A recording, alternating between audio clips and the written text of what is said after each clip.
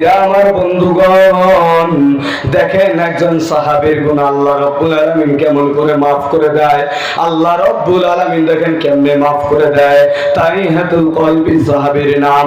একদিন নবীজি আমার মসজিদের নববীতে বসে আছে, এমন তো অবস্থায় এসে বলে, ইয়া রাসূলুল্লাহ, ইয়া হাবিবাল্লাহ, আমি তো জীবনে অনেক গুনাহ করেছি, আপনার হাত দিয়ে কালিমা পড়ে মুসলমান হয়েছি, কিন্তু আমার বিশ্বাস সব গুনাহ maaf হয়েছে, আমার একটা গুনাহ maaf হয় নাই।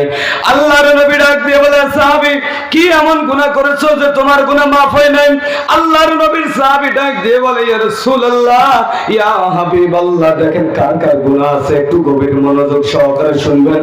পর্দার মা বোনেরা একটু গভীর মনোযোগ সহকারে শুনবেন, চোখের পানি ধরে রাখতে পারবেন না।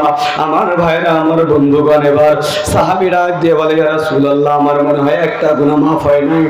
আল্লাহর নবী ডাক দিয়ে বলেন, ও সাহাবী, কি এমন গুনাহ করেছো তোমার গুনাহ maaf হয় নাই? আমার জানা মতে আল্লাহ রাব্বুল আলামিন সব গুনাহ maaf করে দিয়েছে, কালেমা পড়লে সব গুনাহ maaf হয়ে যায়। এবার সাহাবী ডাক দিয়ে বলে, ইয়া রাসূলুল্লাহ, ইয়া হাবিবাল্লাহ, জাহিলিয়া যুগের ভিতরে এমন একটা সময় ছিল, কন্যা সন্তান যদি জন্মগ্রহণ করত তাদেরকে মেরে ফেলা হতো। হুজুর, ইয়া রাসূলুল্লাহ, ইয়া হাবিবাল্লাহ, ওই সময় আমার সন্তানটা জন্মগ্রহণ করবে, এমন তো অবস্থায় আমি ব্যবসার কাজের জন্য বাড়ি থেকে বের হয়ে গেলাম। আমার স্ত্রীকে ডাক দিয়ে বললাম, স্ত্রী, ও আমার স্ত্রী রে, সুন্দর করে তুমি শোনো, আমার যদি কন্যা সন্তান যদি জন্মগ্রহণ করে, তাকে গলা হত্যা করে মেরে ফেলবা, গলা টিপে মেরে ফেলবা, অথবা জবাই করে মেরে ফেলবা, তাকে তুমি দুনিয়ার জমিনে বাঁচায় রাখবা না। আল্লাহর নবীর সাহাবী ডাক দিয়ে বলে, ইয়া রাসূলুল্লাহ, ইয়া হাবিবাল্লাহ, আমি এরকম করে বলতেছি, বলার পরে ডাক দিয়ে বললাম, স্ত্রীরে, আবার যদি আমার সন্তানটা যদি ছেলে সন্তান যদি হয়, এই সন্তানটাকে তুমি সুন্দর করে ভাগ করে রাখবা, স্বর্ণের কাপড় দিয়ে মুড়ায় রাখবা, তার যাতে কোনো রকমের ক্ষতি না হয়। ইয়া রাসূলুল্লাহ, ইয়া হাবিবাল্লাহ, এই কথা বলার সঙ্গে সঙ্গে আমি ব্যবসার কাজের জন্য বাইরে চলে গেলাম। হুজুর, যাওয়ার পরে কিছুদিন পর আমি যখন বাড়ির মধ্যে চলে আসলাম, আসার পরে কোনো আনাগোনা নাই, কোনো কিছুই নাই। আমার সন্তানটাকে আমি কি করলাম, আমার সন্তানটা একবারে ছোট্ট একটা বাচ্চা, সবে মাত্র একটু করে হাঁটা শিখছে, একটু করে আব্বু আব্বু বলে ডাকা শুরু করছে। আমার ভাইরা, আমার বন্ধুগণ, একটু গভীর মনোযোগ লাগাই দেন। এবার আব্বু আব্বু করে ডাকা শুরু করে দেয়। আস্তে আস্তে সন্তানটা হাঁটাহাঁটি করে, ইয়া রাসূলুল্লাহ, ইয়া হাবিবাল্লাহ, আমি বাজারে চলে গেলাম। বাজারের মধ্যে মানুষগুলো আমাকে বিভিন্ন ধরনের কথা বলে। ইয়া রাসূলুল্লাহ, ইয়া হাবিবাল্লাহ, আমাকে বলে, কিরে, তুই না মানুষের কন্যা সন্তানগুলোকে মেরে ফেলেছিস? একজন নয়, দুইজন নয় হুজুর, আমি ৭১ জন কন্যা সন্তানকে আমার নিজ হাত দিয়ে আমি হত্যা করে ফেলেছি। শুধু তাই নয় হুজুর, আমার সন্তানটাকেও আমি হত্যা করে ফেলেছি। ইয়া রাসূলুল্লাহ, ইয়া হাবিবাল্লাহ, আমি মানুষের আনাগোনাগুলো, মানুষগুলো আমাকে কেমন করে কথা বলে, আমাকে কটূক্তি করে। ইয়া রাসূলুল্লাহ, ইয়া হাবিবাল্লাহ, যখন আমাকে নিয়ে কটূক্তি করে, আমি বাড়ির দিকে আসলাম। এসে আমার স্ত্রীকে ডাক দিয়ে বললাম, ও আমার স্ত্রী, তুমি একটু সত্যি করে বলো তো, ও আমার স্ত্রী, একটু সত্যি করে বলো, আমার সন্তানটা কই? আজকে মিথ্যা কথা বলবো না রে স্ত্রী, সত্যি করে বলো একটু, আজকে আমার সন্তানটা কই? এই কথা বলার সঙ্গে সঙ্গে এবার স্ত্রী থরথর করে কাঁপতেছে। স্ত্রী গোপন রেখেছিল এতদিন, আজকে তো আর গোপন রাখতে পারতেছে না। এবার ডাক দিয়ে বলে, স্বামী আমার, এই যে আর কতদিন আমি গোপন রাখবো আমার এই যে সন্তানটা। এবার সন্তানের দিকে একবার তাকায়, আরেকবার আসমানের দিকে তাকায়, আবার একবার সন্তানের দিকে তাকায়, আবার আসমানের দিকে তাকায়। ইয়া রাসূলুল্লাহ, ইয়া হাবিবাল্লাহ, এইরকম করে আমি তাকাইতেছি। এমন তো অবস্থায় ইয়া রাসূলুল্লাহ, ইয়া হাবিবাল্লাহ, আমার স্ত্রী ডাক দিয়ে বলে, স্বামী আমার, আপনি কেন এত একবার আসমানের দিকে তাকান, একবার আমার কন্যা সন্তানের দিকে তাকান কেন? স্বামী আমার, একটু বলবেন কি? এবার ডাক দিয়ে বলে, স্ত্রী আমার, ও আমার স্ত্রীর এই জন্য তাকাইতেছি, দেখতেছি আজকে আসমানের চাঁদটা বেশি সুন্দর নাকি আমার কন্যা সন্তানটা বেশি সুন্দর? বলেন সুবহানাল্লাহ। আমার ভাইরা, আমার বন্ধুগণ, এবার সাহাবী ডাক দিয়ে বলে, ইয়া রাসূলুল্লাহ, ইয়া হাবিবাল্লাহ, আমি আমার সন্তানের নাম রেখে দিলাম জামিলা।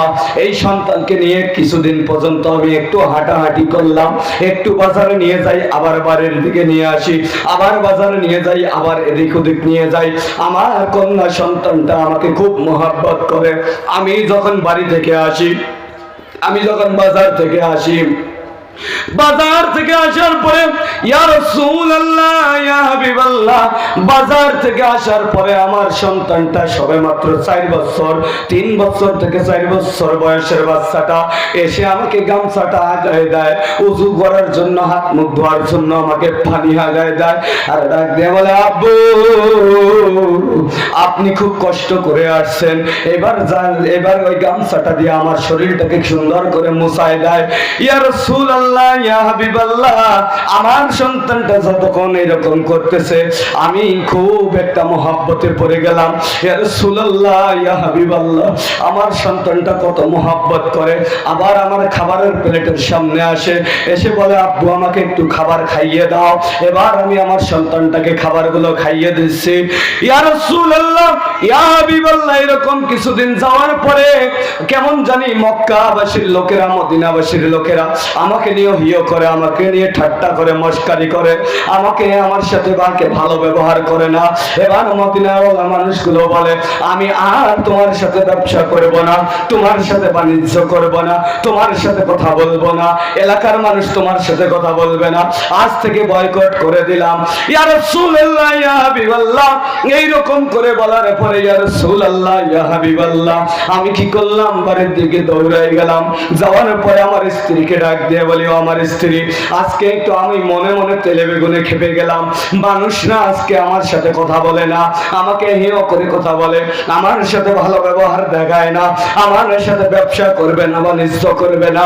এই জন্য আমি আমার স্ত্রীকে ডাক দিয়ে, ইয়া রাসূলুল্লাহ, ইয়া হাবিবাল্লাহ, আমার স্ত্রীকে ডাক দিয়ে বললাম, স্ত্রী আমার, একটু আমার সন্তানটাকে সাজায় দাও, তাকে নিয়ে আজকে আমি ঘুরতে যাব।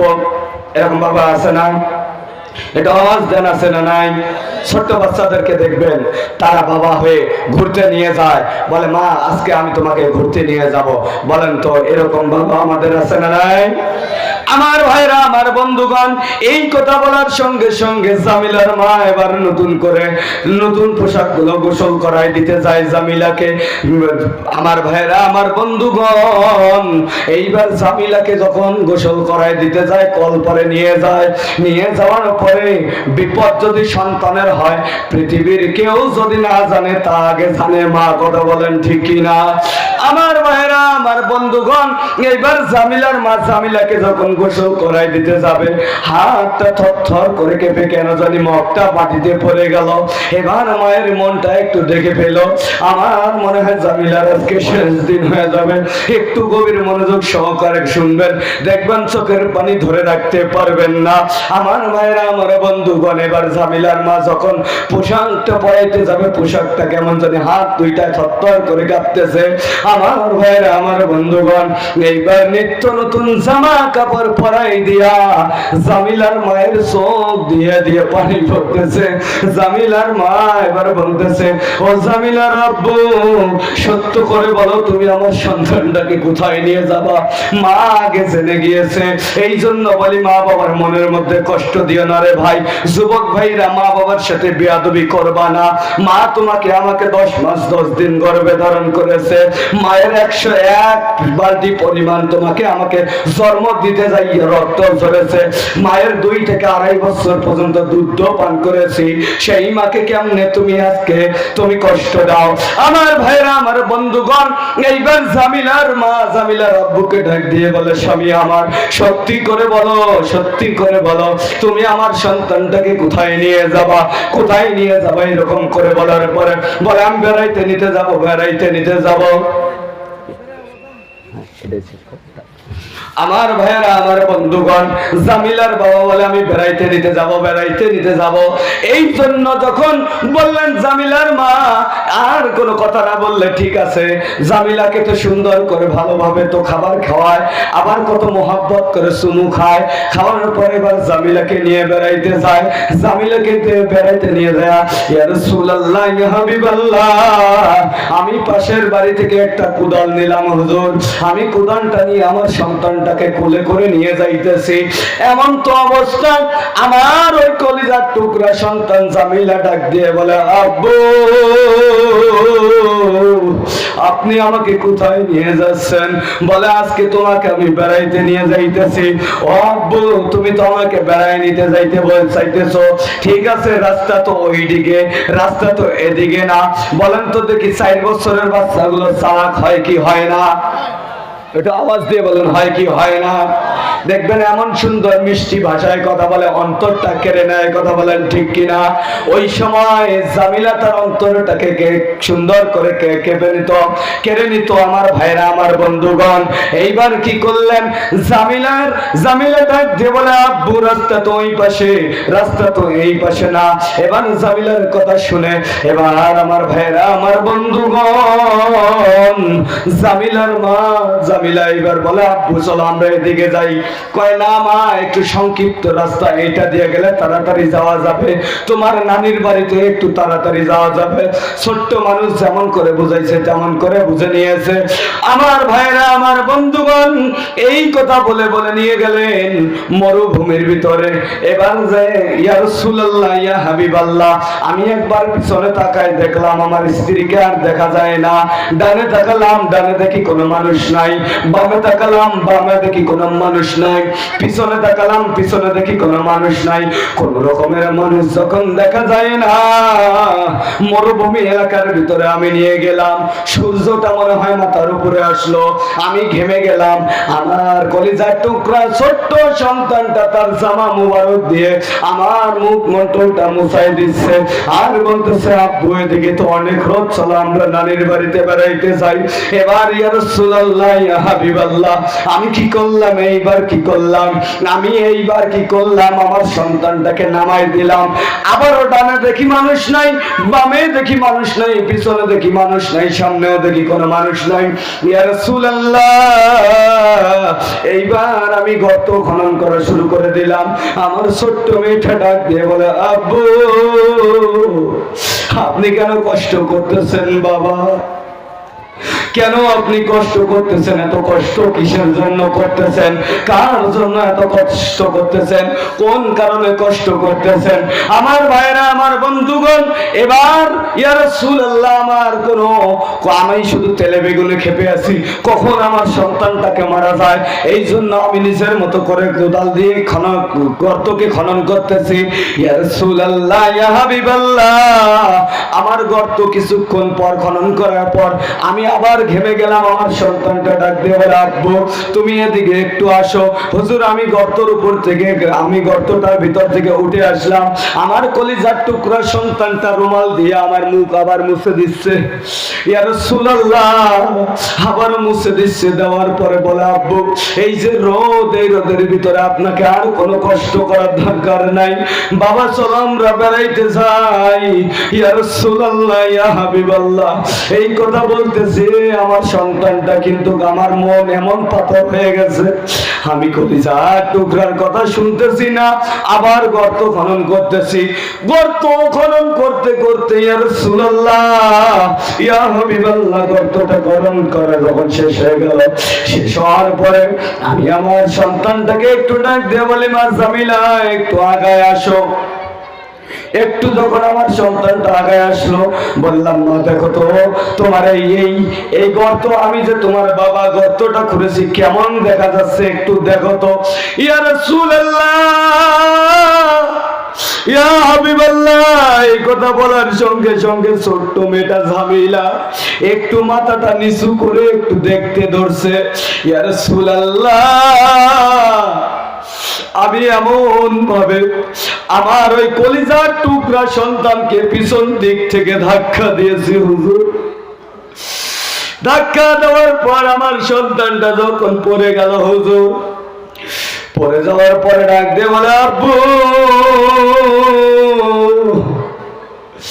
তুমি আমাকে কেন এখানে নামায় দিলা, কেন আমাকে গর্তের মধ্যে ফেলে দিলা? ও বাবা, আমি বুঝতে পেরেছি মা এতদিন আমার সাথে আপনাকে কেন দেখা করায় দেয় নাই। বাবা আমি বুঝতে পেরেছি। ও বাবা তুমি আমাকে আল্লাহর রাস্তে মাফ করে দাও, আমাকে মাফ করে দাও, আর জীবনে তোমার পরিচয় দিব না। ইয়া রাসূলুল্লাহ, ইয়া হাবিবাল্লাহ, আমার সন্তান আমাকে এইভাবে বলতেছে, কিন্তু আমার দিলটা হইছে পাথর। ইয়া রাসূলুল্লাহ, ইয়া হাবিবাল্লাহ, আমার ওই 4 বছরের সন্তানটা ডাক দিয়ে বলে, আব্বু তুমি আমাকে মেরো না, আমি তোমার 2টা পা ধরে আমি দরকার হলে মদিনায় থাকবো না, মদিনা ছেড়ে অন্য রাষ্ট্রে চলে যাব, এই এলাকায় থাকবো না, অন্য এলাকায় চলে যাব, মানুষের বাড়িতে কাজ করে খাবো, প্রয়োজনে মানুষের বাড়িতে দাসীবন্দী হয়ে থাকবো, তোমার পরিচয় দিব না, তবু তুমি আমাকে বাঁচায় দাও। ইয়া রাসূলুল্লাহ, ইয়া হাবিবাল্লাহ, আমার সন্তান আমাকে এইভাবে বলতেছে হুজুর, তারপরেও আমার মনটা কেমন জানি গলে না। আমি এবার কি করলাম, আস্তে আস্তে মাটিগুলো সাফাই দিচ্ছি। ইয়া রাসূলুল্লাহ, আমার সন্তান এমন ভাবে কান্নাকাটি করে আর বলে, বাবা তুমি আমাকে মেরো না, বাবা তুমি আমাকে মেরো না। এই কথা বলার সঙ্গে সঙ্গে হুজুর আমার মনটা পাথর হয়েছে, আমি তারপরেও কিছু শুনতেছি না। হুজুর আমি এবার কি করলাম, আবার মাটিগুলো চেপে দিচ্ছি, দেওয়ার পরে যখন বুক পর্যন্ত যখন উঠে গেল মাটিগুলো, হুজুর এবার গলা পর্যন্ত যখন মাটিগুলো দিয়ে দিলাম, রাসূলুল্লাহ ইয়া হাবিবাল্লাহ, আমার দিকে একটু লক্ষ্য করেন। ইয়া রাসূলুল্লাহ ইয়া হাবিবাল্লাহ, এইরকম করে যখন গলা পর্যন্ত আমি যখন কি করলাম মাটিগুলো দিয়ে দিলাম, আমার সন্তানটা তারপরেও আমাকে ডাক দিয়ে বলে, আব্বু তুমি আমাকে মেরো না, তুমি আমাকে মেরো না, একটু বাঁচায় দাও। আমি আর কোনো কথা শুনলাম না, আমি বিরক্ত হয়ে গেলাম, আমার গা খালি জ্বলাপোড়া করতেছে, কখন আমি আমার সন্তানকে হত্যা করব। হুজুর এরকম করে যখন বারবার একটা কথা বলে, আব্বু তুমি আমাকে বাঁচায় দাও, পাশ থেকে একটা বড় একটা পাথর নিলাম, পাথর নেওয়ার পরে এমন জোরে আমার কন্যার উপরে মাথার উপরে মেরে দিলাম, হুজুর চাকা যেমন 22 তোলা যেমন মাটির সঙ্গে মিশে যায়, আমার জামিলার মাথার রক্ত গুলো ছিটকে আমার চেহারার মধ্যে আসলো। হুজুর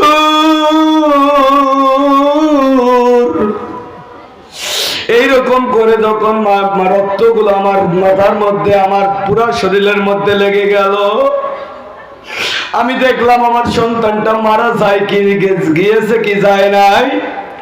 এবার আমি আমার কানটা তার ঠোঁটের মধ্যে রেখে দিলাম, তখনও দেখতেছি বলতেছে, আব্বু তুমি আমাকে বাঁচাই দাও। হুজুর এবার কি করলাম, বিরক্ত হয়ে সব মাটিগুলো চাপা দিলাম, কিন্তু হুজুর আমি এক পা করে যখন আগাই, তখন দেখতেছি আমার বাকানের মধ্যে একটা আওয়াজ আসতেছে, আব্বু তুমি আমাকে মেরে ফেললা, আব্বু তুমি আমাকে বাঁচায় দাও। ইয়া রাসূলুল্লাহ ইয়া হাবিবাল্লাহ, এইরকম করে আমি বাড়ির দিকে দৌড়াই গেলাম।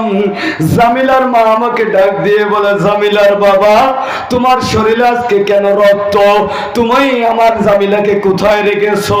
এবার জামিলার আব্বু, জামিলার আব্বু তুমি আমার জামিলাকে কোথায় রাখছো? আমার ভাইরা, আমার বন্ধুগণ, এবার নবীজিকে ডাক দিয়ে বলে, হুজুর এই গুনাহ কি আমার মাফ হবে? নবীজি কাঁদতে কাঁদতে চোখের পানিগুলো ফেলে দিয়ে বলে, সাহাবী রে, তুমি এটা কি কাজ করেছো? কি এমন কাজ করেছো? তুমি যেমন করে কালিমা পড়েছো, তারপরে আল্লাহ রাব্বুল আলামিন মাফ করবে, বলেন সুবহানাল্লাহ। আমার ভাইরা, আমার বন্ধুগণ, তাহলে বলেন তো তওবা করার দরকার আছে না নাই? কিয়ামতের ময়দানে আল্লাহ রাব্বুল আলামিন ওসিলার মাধ্যমে জীবনের গুনাহ মাফ করবে, বলেন কথা ঠিক কি?